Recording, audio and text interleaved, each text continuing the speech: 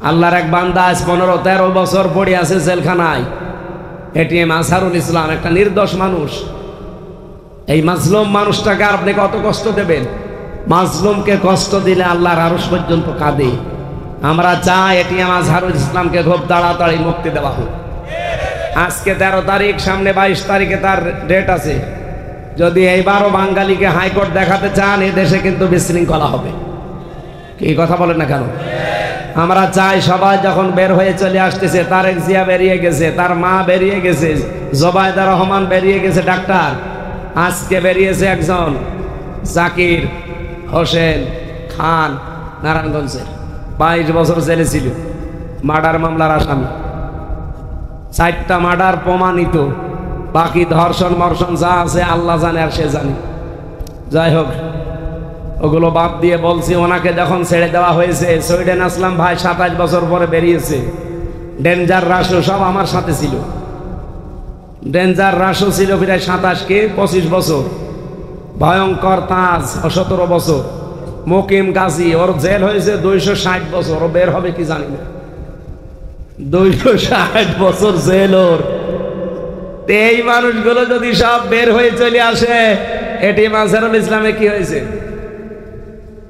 আপনি কি বাঙালিকে হাইকোর্ট দেখান? আমরা চাই 22 তারিখে আর কোনো শতানাতা আমরা শুনতে চাই না। আল্লাহর এই মাজলুম বান্দাকে আমরা মুক্ত জীবনে দেখতে চাই। এক কথা বলুন, এরকম জুলুম করবেন, আল্লাহ কিন্তু তার আয়ত্তের বাইরে দিয়ে দেবে, মাফ করবে না। কারণ আল্লাহর আয়ত্তের বাইরে কিছু আছে? বলছে নেই। নেই মানে হাত করলে বাদ নেই। আল্লাহ ইচ্ছা করলে আপনাকে মাফ করবে না, কারণ মাফ করা লাগবে যার ক্ষতি করেছেন সে। আমি এই যে ভোট দিতে পারি নাই 3 বার, ক্ষতি কি আল্লাহর করেছেন না আমার?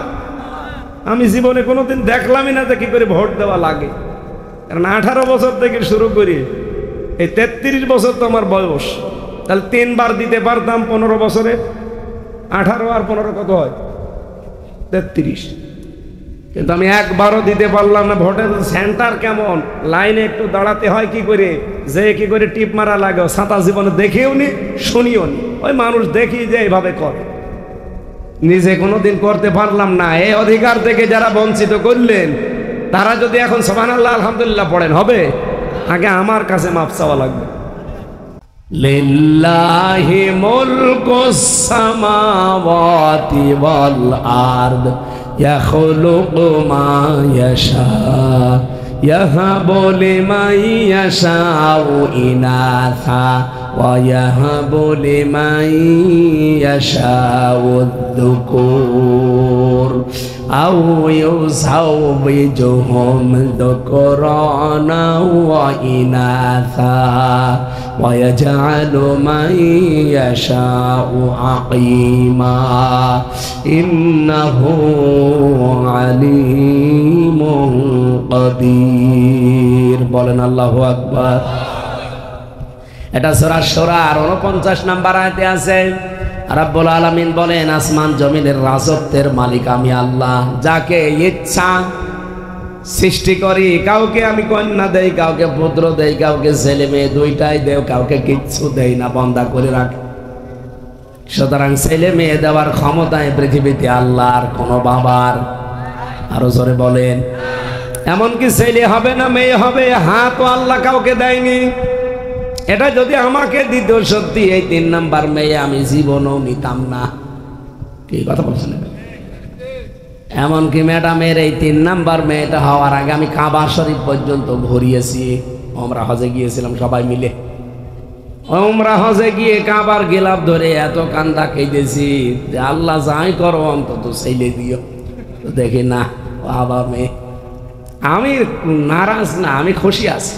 3টা মেয়ে পেয়ে আমি নবীজির মতো খুশি। কারণ এই যে মানুষ উল্টা পাল্টা কিছু কথা বলে যে আপনি যা করবেন কামাই, সব খাবে জামাই। আমার তো সেই নেই, এই জন্য কামাইয়ের প্রতি আমার আর কোনো ই নেই। সাদা করে করবো, যা করবো আপনারা দেবে, সবাই জামাই খাবে। ছেলে থাকলে কাজ হতো, অন্তত বংশে বাতি দিতে। এখন মেয়ে দিয়ে আমার বংশে বাতি দেওয়া লাগবে। এমন জামাই নেব হযরত আলীর মতো। কিন্তু এত দূর তো আর বিয়ে দেওয়া যাচ্ছে না। কুষ্টিয়া, চুয়াডাঙ্গা, মেহেরপুরে এরকম লাইনে দেওয়া লাগবে যেন বাড়ি যাওয়া যায়। আর এখানে বিয়ে দিলে আমার 2 দিন লাগবে আসতে।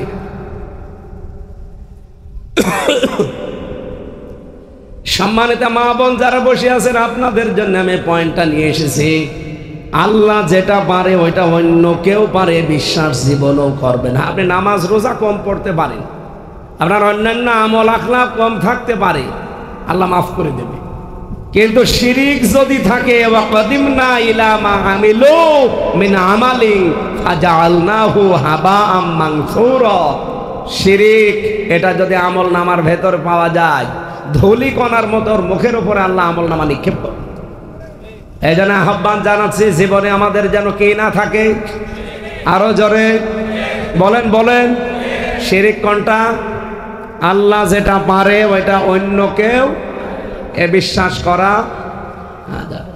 সে আইনের ক্ষেত্রে হোক, ক্ষমতার ক্ষেত্রে হোক, পৃথিবীর যে কোনো ক্ষেত্রে আল্লাহ যেটা পারে ওইটা অন্য কেউ পারবে না।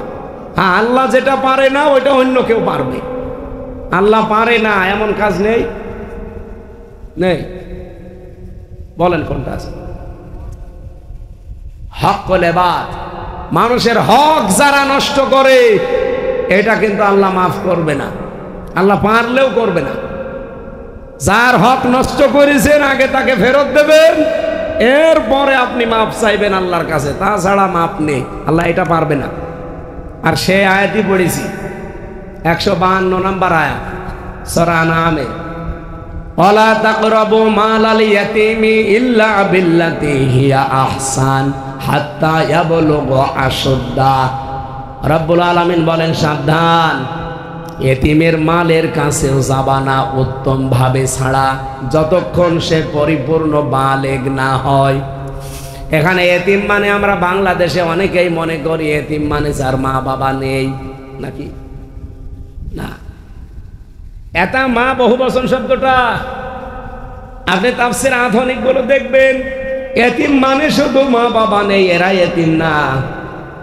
আপনার মা বাবা আছে, তাহলে এটা এতিম না, এটা বুড়ো এতিম। আরে ভাই, আমার নাই মা বাবা আছে, আমি এতিম না, এটা তো মা বাবা নেই, এটা এতিম। অনেকে বলে ছোটবেলায় মা বাবা মরে গেল, এটা এতিম না। শুধু এটা এতিম না, এতিমের এত মর্যাদা, এত দাম আল্লাহর নবী দিয়েছেন। কেউ যদি এতিমের মাথায় হাত বুলিয়ে দেয়, যতগুলো চুল পড়বে অতগুলো নেকি হবে। কারো অন্তর যদি কঠোর হয়ে থাকে, কেউ যদি এতিমের মাথায় হাত বুলিয়ে দেয়, তার অন্তর আল্লাহ নরম করে দেয়। সুবহানাল্লাহ বলতে পারেন নাই? এতিমটা কি এটা আগে জানা লাগবে। এবার কান খাড়া করে শোনেন, পৃথিবীতে যে যেখানে আছি আমরা, ওই জায়গার নিচে যারা আছে সবাই আমার কাছে এতিম। আমি কথা বোঝাতে পেরেছি কিনা বলেন? আমি যেখানে আছি এই জায়গার নিচে যারা আন্ডারে বাস করে তারা আমার কাছে, বলেন বলেন। আমি একটা অফিসের অফিসার, বস, এই নিচে আমার প্রায় 10,000 মানুষ আমার আন্ডারে কাজ করে। আমার নিচে যত মানুষ আছে সবার চাকরি আমার হাতে। আমি ইচ্ছা করলে সকালে তারে বাদ দিতে পারি, বিকালে আর একজনকে নিতে পারি। কথা বলেন না কেন? তাহলে আমার কাছে তারা কি? আরো জোরে বলেন বলেন। এরকম প্রত্যেকটা পর্যায়ে আপনি মিলান। এই দেশে যিনি দায়িত্বে ছিল হাসিনা, হাসিনার নিচে এই দেশে আমরা 18 কোটি মানুষ তার কাছে এতিম। এটাকে এবার বোঝানো লাগবে। আপনাদের এলাকার এমপি ছিল যিনি, এই পেকুয়ার আর চকরিয়ার মিলে কি নাম আমি জানি না, যাই হোক, এটা তার এমপি বলা যায় না, এটা তো বিনা ভোটের এমপি। আমি এটা বানিয়ে বলছি বিনা ভোটের এমপি, আমি নিজে সাক্ষী না। আমার 33 বছর বয়স, 18 বছর থেকে ভোট দিতে পারলে 3 বার ভোট দিতে পারতাম, একবারও দিতে পারি। তাহলে আপনি ভোটের এমপি বলবেন কি করে? তো বিনা ভোটের এমপি কে ছিল এখানে? ওই বাটি যাবো আল্লাহ অলির হোটেলে কালকে আমি থাকতে গিয়েছিলাম, যে দেখে কারা আগুন ধরিয়ে দিয়েছে, উড়িয়ে শেষ। কালকে রাতে থাকতে গিয়েছিলাম রাত 4টার সময়, 3টার সময়। কাল মাহফিল ছিল বাসকালী, শেষ করে মনে করলাম ওখানে থাকবো, সকালে এখানে আসবো। যে দেখি এক লোক বসে আছে সামনে, বললাম এই হোটেল? হুজুর হোটেল আল্লাহ রাস্তায় চলে দিচ্ছে। আগুন ধরিয়ে মানুষ পুড়িয়ে দিয়েছে, কাজ মাছ দেখছে না ভেঙে শেষ। বাড়ি জাফর ছিল এখানকার। কি করলেন আপনি বিনা ভোটের এমপি হয়ে? এখন তো বাড়িতেও থাকতে পারেন না। তা আমি নিজে যেহেতু প্রমাণ, আমি ভোট দিতে আজ 3 বারের একবারও পারলাম না। তার এই 3 বারে যারা এমপি ছিল প্রত্যেকটা এমপি অবৈধ, এবং এই অবৈধ বৈধ করার জন্য যারা চেষ্টা চালিয়েছে তারাও অবৈধ। কি কথা বলেন না? এমপি সাহেবের আন্ডারে এই 2 থানা মিলে কমপক্ষে 4.5 লাখ মানুষ বাস করতেন। আপনারা সবাই তার কাছে এতিম। তার কাছে যদি এতিম আপনি নাও হন, তার ছেলের কাছে এতিম ছিলেন। বাসের চাইতে কোন সির মনে হচ্ছে যে দাম আরো বেশি। ও জাফর সাহেব কি করতো আমি জানি না, কিন্তু ওনার ছেলের যে রোগ পাক, কথা বলছেন এখন। পেকুয়াতে আমি 2-3টা অনুষ্ঠান আমার উঠতে দেয়নি জাফর সাহেব না ওনার ছেলে। মনে হচ্ছে ওনার ছেলে এমপি। তাহলে ভোটের এমপি হয়তো তাও তো দোয়া করতাম। বিনা ভোটের এমপি ছেলের কি অ্যাকশন গো? শেষ পর্যন্ত কি হয়েছে? এই এতিমদের সাথে খারাপ ব্যবহার করার কারণে এতিমদের বহু কিছু তারা আত্মসাৎ করেছে। বাংলাদেশে 300 এমপির নিচে আমরা যারা ছিলাম, বিশেষ করে 1628 জনের নিচে, শুধু এমপি না, প্রত্যেকটা জেলার ডিসি, এসপি, টিওনো, ওসি, 630টা থানা আছে। সব মিলে আমি কলম হিসাব করে দেখলাম 1628 জন মানুষ ছিল এই দেশের দায়িত্বে। হাসিনা থেকে শুরু করে আপনাদের এই 12 বাখিয়ার চেয়ারম্যান পর্যন্ত, কি জানো না ওনার জিহাদি নাকি, এই লোক পর্যন্ত। আল্লাহর এই বান্দা আলেম না? আলেম, কিন্তু একেবারে সর্বোচ্চ যেটা ছিল ওইটা ছিল সালেম, আর এইটা আলেম। এই 1628 জন মানুষের আন্ডারে আমরা এদেশের 18 কোটি মানুষ ছিলাম। আমরা সবাই তাদের কাছে এতিম। বলেন না কেন? আল্লাহ বলেন এতিমের সম্পদ মারবা না। তাদের সম্পদ যদি হাতে নাও খুব উত্তমতার সাথে নিবা, কারণ এতিমের সম্পদ যেমন আশ্চর্য। কেউ যদি ওখান থেকে 4 আনাও খায়, সে যেন জাহান্নামের আগুন খায়। আর বাংলাদেশে এতিমের মাল মরণের খাওয়া খেয়েছে। মালয়েশিয়া, সিঙ্গাপুর, থাইল্যান্ড গিয়েছিলাম এগুলো দেখতে। সে দেখি ওই শয়তানরা সব পালিয়ে ওখানে আছে। এদেশে আপনার এই পাশের জেলা চট্টগ্রাম, এখানকার একজন মন্ত্রী ছিল, ভূমি মন্ত্রী, কি এর নাম সাবেদ নাকি, সাইফুজ্জামান সাবেদ। ও শয়তান সে পালিয়েছে, কিন্তু ওখানেও বাড়ি আছে তার। ওর বাড়ি সারা বিশ্বে এখন 620টা। 620টা বাড়ি হিসাব করতে পারেন। সব তো বাবার টাকা দিয়ে বানানো, সবে এতিমদের টাকা। বলেন, আপনারা নিজেদেরকে ছোট মনে করবেন না। যারা কাজ করে খান, সে যেখানেই থাকেন পৃথিবীর, কাজ যদি করে খান, মনে করবেন আপনার দাম আল্লাহর কাছে অনেক বেশি। আল কাসিবু হাবিবুল্লাহ, যারা কাজ করে খায় এরা আল্লাহর বন্ধু। আর যারা কাজ করে না, শুধু মেরে খায়, ওরা আল্লাহরও শত্রু, মানবতারও শত্রু। 620টা বাড়ি বানিয়েছে। একটা বাড়িতেও তো থাকতে পারেন না। এখন বাইরের দেশে যে ওই যে সেকেন্ড হোম বানিয়েছে, থাকতে পারে না। সাহেব পাড়া বানিয়েছে, থাকে না। বেগম পাড়া বানিয়েছে, থাকে না, থাকে হোটেলে। একবার হোটেলের থেকে নিচে নেমে দেখি 2 শয়তান বসে চা খাচ্ছে। কি গো হুজুর, আমরা আগে পালিয়েছি। পালাবেন কেন? পালাবেন কেন? এতগুলো বাড়ি বানালেন, একটা বাড়িতেও থাকতে পারেন না।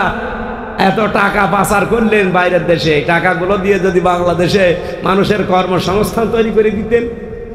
বাংলাদেশে 35 লাখ যুবক বেকার। কত? 35 লাখ।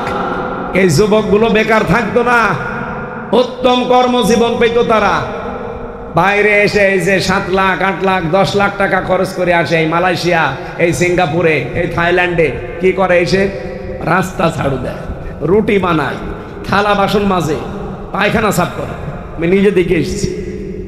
অথচ এই দেশে এই 7.5 লাখ টাকা, 10 লাখ টাকা খরচ করে একটা সম্মানজনক কর্মজীবন সে তৈরি করতে পারত। ওই টাকাগুলো যদি পাচার না হতো, শয়তানরা পাচার করে করে দেশটা ফোকলা বানিয়ে ফেলছে। এখন এই দেশে কেউ জন্ম নিলে তার মাথার উপরে 1,02,000 টাকা ঋণ। আজকে জন্ম নেবে, তার মাথার উপরে ঋণের বোঝা কত? 1,02,000। ঋণ থাকার কথা না, আরো ঋণ দেওয়ার কথা ছিল আমাদের। আর শয়তানরা 15.5 বছর বলছে আমরা বিশাল উন্নয়ন করেছি। কি করেছেন আপনারা? খালি মেরি খেয়েছেন। আর মেরেছেন কারটা? এতিমেরটা। সরকারের তুলনায় আমরা যারা নিচে ছিলাম তারা কি বলেন? বলেন, ইন্নাল্লাযীনা ইয়াকুলুনা আমওয়ালাল ইয়াতামা যুলমান, নিশ্চয় যারা এতিমের মাল সম্পদ খাচ্ছে, খাবে। ইয়াকুলুনা এটা মোজারে, বর্তমান, ভবিষ্যৎ, প্রেজেন্ট, ফিউচার। আল্লাহ আমওয়াল দিয়েছেন, মালের বহু বচন। বিভিন্ন রকমের মাল হতে পারে। এতিমের বিভিন্ন রকমের মাল যারা মেরে খেয়েছেন, জুলুম করে, ফাঁকি দিয়ে, অন্যায় ভাবে। আজও বাংলাদেশে এটা থামে না। আমরা দেখছি আগস্টের 5 তারিখের পরেও অনেকের সম্পদ মেরে খাচ্ছে। এমনকি নিজের জমি, বনের জমি ফাঁকি দেয়, দিতে চায় না। বলে বনের জমিও দেওয়া লাগবে। বনের জমি দেওয়া লাগবে না মানে? সাহাবা একরামের যুগে আমি শুনেছি হাদিসের পাতায়, তারা তো জমি জায়গা দিতই দিত, বাড়ির যে রান্না করার ঘটি, বাটি, থালা, কড়াই, হাঁড়ি, এগুলো তারা ভাগ করে দিত। আর আমরা মাঠের জমি পর্যন্ত দিতে চাই না। আপনাদের এলাকায় তার মাঠ নেই? আছে? বলে বাড়ির জমি আর দিতে পারবো না, এটা আমার জন্য আমার বাবা দিয়ে দিয়েছে। বাবা তোরে একা জন্ম দিয়েছে, আর ওইটা কি ভেসে এসেছে? অন্যের জমি আত্মসাৎ করলে, মেরে খেলে আপনার গুনাহ হবে একটা। আর নিজের ভাইয়ের জমি, বোনের জমি, মেয়ের জমি, ফুফুর জমি, এদের জমি জায়গা যদি কেউ মেরে খায়, গুনাহ হবে ডবল। একটা তো শরীক ফাঁকি দেওয়া, আর একটা জুলুম করা। বাংলাদেশে এরকম আল্লাহর ওলি নেই? বোনের জমি, ফুফুর জমি ফেরত না দিয়ে ওই টাকা দিয়ে উনি হজ করতে যাচ্ছে, উমরা হজ। ওর হজ কবুল হওয়া দূরের কথা, জিদ্দার বিমানবন্দরও আসবে না। কি কথা বলেন? আবার নামের আগে হাসি না বললে রাগ করে। হ্যাঁ, এত টাকা তো খরচ করে হজ করলাম, তোর হজই তো হয়নি। মানুষের জমি জায়গা ফাঁকি দেওয়া, এতিমের সম্পদ আত্মসাৎ করা, এটা বন্ধ করা লাগবে। হ্যাঁ, যতদিন পর্যন্ত আপনার ভাই মারা গেছে, আপনার ভাইয়ের 2টা ছেলে আছে, একটা মেয়ে আছে, একটা বিধবা স্ত্রী আছে, অনেক শয়তানের বাচ্চা শয়তান ওই মেয়েটাকে তার বাবার বাড়ি পাঠিয়ে এতিম সন্তানদের কোনো খোঁজ খবর নেই, সবগুলো নিজের নামে করে নেয়। আপনি মানুষ, একটা অসহায় এতিম, এই মিসকিন মানুষদের প্রতি আপনি যে আচরণ করলেন, আপনি যেদিন এতিম হবেন কিয়ামতের দিন। কোন দিন? সাহাবা একরামকে নবীজি প্রশ্ন করলেন, পৃথিবীর সবচাইতে বড় এতিমকে তোমরা জানো? বলছে না। পৃথিবীর সবচাইতে বড় এতিম কিয়ামতে ওই লোকটা যার কাছে বিভিন্ন মানুষ পাওনা পাবে, নিতে আসবে, দিতেই থাকবে, দিতেই থাকবে, সর্বশেষ দেওয়ার মতো কিছুই থাকবে না। তখন ওই মানুষদের গনাগুলো তার মাথার উপরে চাপিয়ে দিয়ে ঊর্ধ্বমুখী করে জাহান্নামে ফেলা হবে। এর মতো অসহায় এতিম আর ময়দানে মাহশরে কেউ নেই। এরকম এতিম বাংলাদেশে বহু আছে না নেই? আছে মানে আমরাই। আছে মানে আপনি নিজের জীবনের সাথে মিলান, বহু এতিমের মাল আপনি মেরেছেন। আল্লাহ এই জন্য শেষে দিয়েছেন হাত্তা ইয়াবলুগা আশুদ্দা, যতক্ষণ পর্যন্ত সে বালেগ না হয়। ওয়াউফুল কাইলা ওয়াল মিজানা বিল কিসতি, তোমরা যখন ওজন করবা, মিজান মানে দাড়ি পাল্লা। আমরা অনেকে মনে করি মিজান মানে শুধু দাড়ি পাল্লা না, মিজান মানে মানদণ্ড। মিজানের একটা অর্থ দাড়ি পাল্লা নেওয়া যায় প্রচলিত অর্থে, কিন্তু মিজানের আসল অর্থ কি? ভারসাম্য। মিজান মানে কি? আস-সামা রাফাআহা ওয়া ওয়াদাআ, এই মিজান মানে কি? দাড়ি পাল্লা। এখানে মিজান মানে ভারসাম্য। মিজান মানে 1 নাম্বার অর্থ হচ্ছে মিজান মানে মানদণ্ড। এই জন্য হাইকোর্টের সামনে আপনি ঢাকায় যেয়ে দেখেন একটা মিজান টাঙানো আছে। কি ওইটা? দাড়ি পাল্লা। কোনোদিন গিয়েছেন হাইকোর্টে? হাইকোর্টের সামনে দেখেন একটা দাড়ি পাল্লা টাঙানো। যদিও এই দেশে অনেক জালেন দাড়ি পাল্লা মার্কা দেখলে রাগ করে, অথচ হাইকোর্টে টাঙিয়ে রেখেছে। দাড়ি পাল্লা মার্কাটা আজ পর্যন্ত ফেরত দিল না, অবৈধভাবে আটকিয়ে রেখেছে। এই কথা বলেন না কেন? আমরা যাই দাড়ি পাল্লা ফেরত দেওয়া লাগবে, এটা মানদণ্ড, সত্য মিথ্যার পার্থক্যকার একটা ন্যায় প্রতীক। এটা যদি আজ দেশে থাকতো সত্যি আমরা ন্যায় বিচার কায়েম করতে পারতাম, অথচ এইটা মানবে না বলেই তো এটা বাতিল করে দিয়েছে। এরা বৈধভাবে নির্বাচন করে আপনাদের এই পাশের থানা কুতুবদিয়া, এই পাশে মহেশখালী কুতুবদিয়ার এমপি ছিল না হামিদুর রহমান আজাদ? কি মার্কা নিয়ে বলেন বলেন? একটা বৈধ মার্কা, বৈধ দলের নিবন্ধন, এই শয়তানের বাচ্চারা সবগুলো কোর্টকে ব্যবহার করে ওটা বাতিল করে দিয়েছে। আমরা চাই ওরা যেমন অবৈধ ছিল, ওদের রায়গুলো ছিল অবৈধ। কোনো অবৈধ জিনিস আমরা মানি না, সব বৈধ জিনিস নিয়ে আসা লাগবে। এই কথা বলেন না কেন? ওনাদের যত আইন বানানো ছিল, যত কিছু বানিয়েছে 15.5 বছরে, একটাও যেন এদেশে না চলে। কারণ ওর সব বানিয়েছে ওর নিজেদের স্বার্থে, দলীয় স্বার্থে। আল্লাহর এক বান্দা আজ 15-13 বছর পড়ে আছে জেলখানায়, এটিএম আজহারুল ইসলাম, একটা নির্দোষ মানুষ। এই মাজলুম মানুষটাকে আপনি কত কষ্ট দেবেন? মাজলুমকে কষ্ট দিলে আল্লাহর আরশ পর্যন্ত কাঁদে। আমরা চাই এটিএম আজহারুল ইসলামকে খুব তাড়াতাড়ি মুক্তি দেওয়া হোক। আজকে 13 তারিখ, সামনে 22 তারিখে তার ডেট আছে। যদি এইবারও বাঙালিকে হাইকোর্ট দেখাতে চান, এই দেশে কিন্তু বিশৃঙ্খলা হবে। কি কথা বলেন না কেন? আমরা চাই সবাই যখন বের হয়ে চলে আসতেছে, তারেক জিয়া বেরিয়ে গেছে, তার মা বেরিয়ে গেছে, জোবায়দা রহমান বেরিয়ে গেছে, ডাক্তার আজকে বেরিয়েছে একজন জাকির হোসেন খান, নারায়ণগঞ্জের, 22 বছর জেলে ছিল, মার্ডার মামলার আসামি। 4টা মার্ডার প্রমাণিত, বাকি ধর্ষণ মর্ষণ যা আছে আল্লাহ জানে আর সে জানে। যাই হোক, ওগুলো বাদ দিয়ে বলছি, ওনাকে যখন ছেড়ে দেওয়া হয়েছে, সুইডেন আসলাম ভাই 27 বছর পরে বেরিয়েছে। ডেঞ্জার রাসু সব আমার সাথে ছিল। ডেঞ্জার রাসু ছিল প্রায় 25 বছর। ভয়ঙ্কর তাজ 17 বছর। মুকিম গাজী, ওর জেল হয়েছে 260 বছর, ও বের হবে কি জানি না। 260 বছর জেল ওর। এই মানুষগুলো যদি সব বের হয়ে চলে আসে, এটিএম আজহারুল ইসলামে কি হয়েছে? আপনি কি বাঙালিকে হাইকোর্ট দেখান? আমরা চাই 22 তারিখে আর কোন শতানাতা আমরা শুনতে চাই না। আল্লাহর এই মাজলুম বান্দাকে আমরা মুক্ত জীবনে দেখতে চাই। হ্যাঁ, কথা বলুন। এর এরকম জুলুম করবেন, আল্লাহ কিন্তু তার আয়ত্তের বাইরে দিয়ে দেবে, মাফ করবে না। কারণ আল্লাহর আয়ত্তের বাইরে কিছু আছে? বলছে নেই। নেই মানে হাত করলে বাদ নেই। আল্লাহ ইচ্ছা করলে আপনাকে মাফ করবে না, কারণ মাফ করা লাগবে যার ক্ষতি করেছেন সে। আমি এই যে ভোট দিতে পারি নাই 3 বার, ক্ষতি কি আল্লাহর করেছেন না আমার? আমি জীবনে কোনোদিন দেখলামই না যে কি করে ভোট দেওয়া লাগে। কারণ 18 বছর থেকে শুরু করি, এই 33 বছর তো আমার বয়স। তাহলে 3 বার দিতে পারতাম 15 বছরে। 18 আর 15 কত হয়? 33। কিন্তু আমি একবারও দিতে পারলাম না। ভোটের সেন্টার কেমন, লাইনে একটু দাঁড়াতে হয় কি করে, যে কি করে টিপ মারা লাগে, ছাতা জীবনে দেখেও নি, শুনিও নি। ওই মানুষ দেখি যে এইভাবে করে, নিজে কোনোদিন করতে পারলাম না। এই অধিকার থেকে যারা বঞ্চিত করলেন, তারা যদি এখন সুবহানাল্লাহ আলহামদুলিল্লাহ পড়েন, হবে? আগে আমার কাছে মাফ চাওয়া লাগবে। এক অসিরে পেয়েছিলাম জেলে, এই যে পাশে, এই চট্টগ্রামের পাশে কি জেলা জানো? ফেনী। এই ফেনীর এক ওসি ছিল, নুসরাত হত্যা মামলার ওসির নাম শোনেননি? এই ওসি আমার সাথে ছিল, মজ্জেম, নাম বলা ঠিক না। এই লোকটা, আমি ফাঁসির কন্ডেম ছেলে ছিলাম। উনি এসে আমার একদিন বলছে, হুজুর আমি একটা অপরাধ করেছি, দেখেন তো আমার এই অপরাধ মাফ হয়েছে কিনা। কি? সেই যে নির্বাচন গেল, তখন আমি বাইরে ছিলাম। আমি রাতের বেলা আমার যা স্টাফ আছে সবাইকে নিয়ে যত ভোট সেন্টার আছে বললাম শুরু কর। রাত 12টা থেকে ফজর পর্যন্ত একেবারে সব কাটকট করে বাক্স ভর্তি করে জায়গা মতো পাঠিয়ে দিলাম। ফজরের আজান দিলে আমরা সবাই মিলে গোসল করলাম, 2 রাকাত তওবার নামাজ পড়লাম।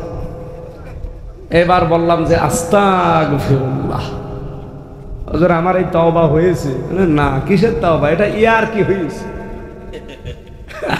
আপনি কি তওবা করেছেন আল্লাহর কাছে? আপনি কি দোষ আল্লাহর কাছে করেছেন? আপনি ভোট কেটেছেন, একটা এমপি বানাতে হলে 3.5 লাখ 4 লাখ মানুষ লাগে, তাদের ভোট কেটে আপনি নিজে তারা এমপি বানিয়ে দিলেন, আর আপনি আল্লাহর কাছে আস্তাগফিরুল্লাহ পড়েন। সিটারি না? বললাম আপনার মাফ হয়নি, আপনি তো 8 বছর জেল খাটবেন, 8 বছর পরে বের হবেন। বের হয়ে যদি দেখেন যে হ্যাঁ ওই 3.5 লাখ 4 লাখ মানুষ বেশি আছে, তাদের কাছে যে মাফ চেয়ে দেবেন। তারা যদি বলে ঠিক আছে তাই হয়েছে, মাফ করে দিলাম, আপনি মাফ পাবেন। আর ওরা যদি বলে না কিসের মাফ, আসেন আপনার মুসলমানই দেব, তাই এই কথা বলছেন না কেন? আপনাকে মুসলমানই আর একবার দেওয়া লাগবে, কারণ তাছাড়া আপনি মুসলমান হতে পারবেন না, কারণ হক্কল ইবাদত আপনি নষ্ট করেছেন। তো ওই লোকটা এখন জেল থেকে বের হয়েছে। এখন আমি ওনার জীবনে দেখে মাঝে মাঝে আশ্চর্য হই যে উনি মাপ নাই চাইল এই 4 লাখ মানুষের কাছে, কিন্তু যে সময় উনি এই অপরাধটা করেছিল, জেল থেকে বের হয়ে যদি দেখে যে ওই 4 লাখ মানুষ বেঁচে নেই, কেউ কেউ মারা গেছে, মারা যেতে পারে না, বলেন বলেন, তাহলে মরে যাওয়া মানুষের কাছে উনি মাপ চাবে কি? তারা তো মাপ না করলে উনি জীবনেও মাপ পাবে না। এই জন্যে খুব আশ্চর্য লাগছে, শুধু ওনার ওপর না, এই 15.5 বছরে যারা এই মাটি জাফরের মতো এমপি ছিলেন, প্রত্যেকের অবস্থায় জীবনেও মাপ পাবেন না, যতই হজ করেন আর যতই আস্তাগফিরুল্লাহ পড়েন। মাপ পাওয়ার একটাই লাইন আছে, আল্লাহর সাথে যে অপরাধ উনি মাফ করে দেবেন, তো বান্দার সাথে যেটা হক্কল ইবাদত, জীবনও মাপ নেই, তাকে ফেরত দেওয়া লাগবে। আর ফেরত আপনি দেবেন কি করে? সে তো মরে গেছে। এইটাই আশ্চর্য বিষয়। এই জন্য জীবনে দুনিয়ায় যদি কয়দিন আছে, অন্তত এই কাজ করবেন না যে আমার দ্বারা যেন কারো অধিকার হক নষ্ট না হয়। বলেন বলেন, এই যে ওজনে কম বেশি যারা করেন, আল্লাহ যে মিজান দিলেন, ন্যায় বিচার কায়েম করো, মিজান কায়েম করো, কি এটা কি? বহু মানুষ দেখি, ভালো মানুষ দেখতে মনে হয়, ওজন করার সময় 1 কেজির জায়গায় মনে হচ্ছে 1.5 কেজি দিচ্ছে, তো বাড়ি যেই মেপে থাকবেন 1400 টাকার বেশি হয়। কি? আমি একবার মাংস কিনছিলাম কুষ্টিয়ার বড় বাজারে। আরে ভাই, ওটা তো আমি হালকা দেখলেই বুঝি, আপনার মাথার কম্পিউটার, এটাতে এমনি হুজুর লেখা দেখলে বুঝে ফেলেছে যে কি করা লাগবে। আপনার এত বারবার দেখানো লাগে? ওনারে আমি জিজ্ঞাসা করলাম যে ভাই, আপনি যেভাবে ঝোল দেন, আপনার তো লস হবে। হুজুর লস হয় হোক, দোয়া করেন। দোয়া করবো আর আপনার বরকত হয়ে যাবে, এ কি বিশ্বাস। পাশে এক দোকানদারকে বললাম, ভাই দেখেন তো কেমন বেশি দিয়েছে। মেপে দেখছি 1 কেজি নিয়েছিলাম, 200 টাকা কম, 1400 টাকা। ও এই দোয়া চাচ্ছে।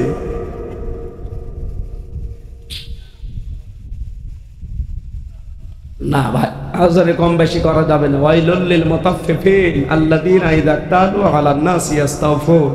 ধ্বংস হয়ে যাক ওই মানুষগুলো যারা ওজনে কম বেশি করে। 8 ঘন্টা ডিউটির জন্য লোকটাকে নিলাম, 6 ঘন্টা কাজ করে, 2 ঘন্টা বিড়ি খায়। মানুষ নেই, আপনার পুরো 8 ঘন্টার ডিউটি হারাম হয়ে যাবে। এই জন্য 8 ঘন্টা ডিউটি যখন নিয়েছে, সঠিকভাবে ডিউটি করবেন, পুরা ডিউটিটার টাকা হবে হালাল, ওইটা দিয়ে আপনি খাদ্য খাবেন, রক্ত গোশত যা তৈরি হবে সব জান্নাতের। ইবাদত মন্দি কি কম হলেও অসুবিধা নেই, কিন্তু খাদ্য যেন হালাল হয়, মানুষের হক যেন নষ্ট না হয়।